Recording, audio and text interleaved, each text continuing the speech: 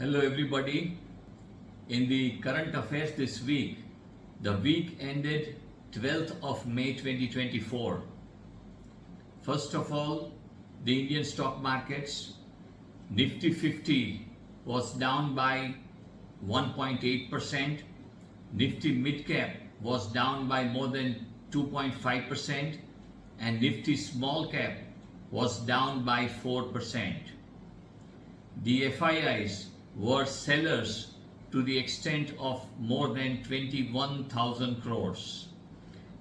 But the DIIs, the domestic institutional investors, were buyers to the extent of more than 17,000 crores.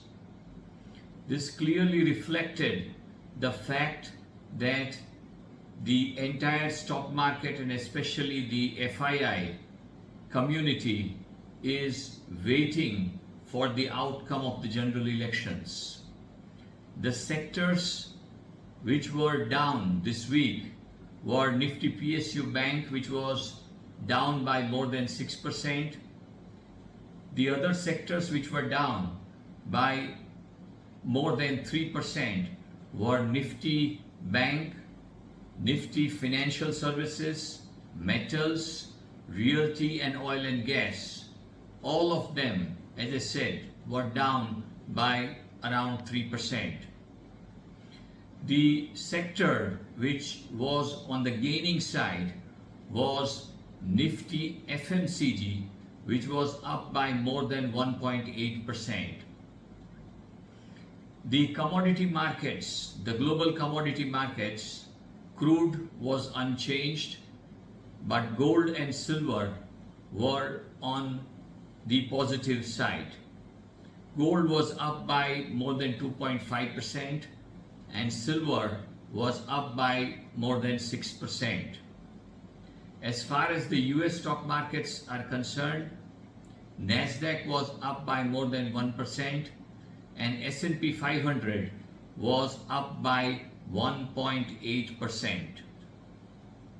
There were a few news which came across to me this week which I wanted to talk about.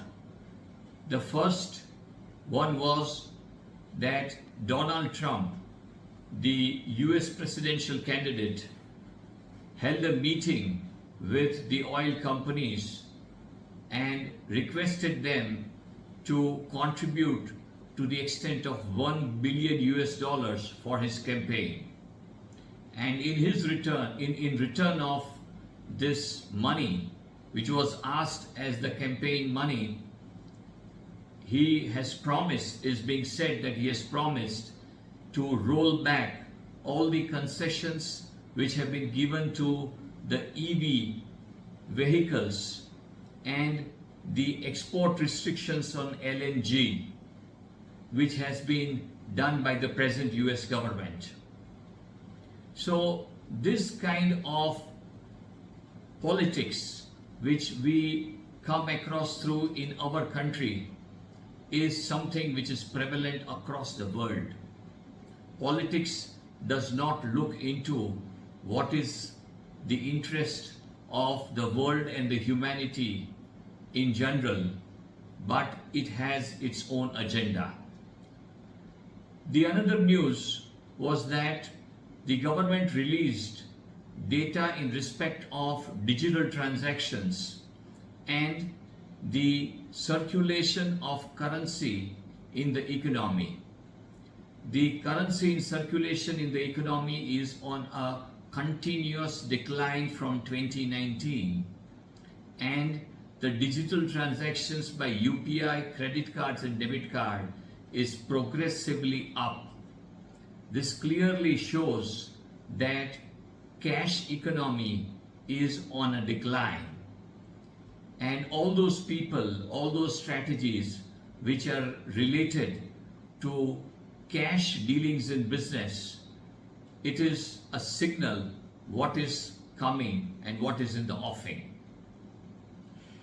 Another interesting piece of news which I came across was that the market capitalization of 81 listed PSU companies is up by 225% in last 3 years. For me, who has been looking at the stock markets and the way the public sector undertakings were working since years and years and decades, public sector undertakings were looked as something which was a synonym of inefficiency, and lot of public money went down the drain in keeping afloat these public sector undertakings. Now the scenario is completely different. Public sector enterprises are now the companies which are sought for by a lot of investments managers and fund managers, not just in India but across the globe. This is the kind of qualitative infusion which has happened in the public sector undertakings, and the prospects of these companies have received a lot of positive impetus.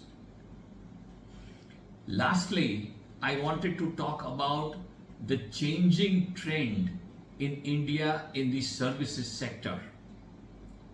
Before a couple of weeks, we came across to the news that the top 4 IT companies in India have recruited less than what it used to recruit in respect of the IT professionals for providing IT services. The recruitment was down by around 75,000 jobs. Similar kind of statistics came from 2 major foreign IT companies which are operating in India, which is Capgemini and Cognizant. They have recruited Indian IT professionals less by 1.5 lakh from what it recruited in the earlier year. So the trend is that lesser and lesser IT professionals are being recruited.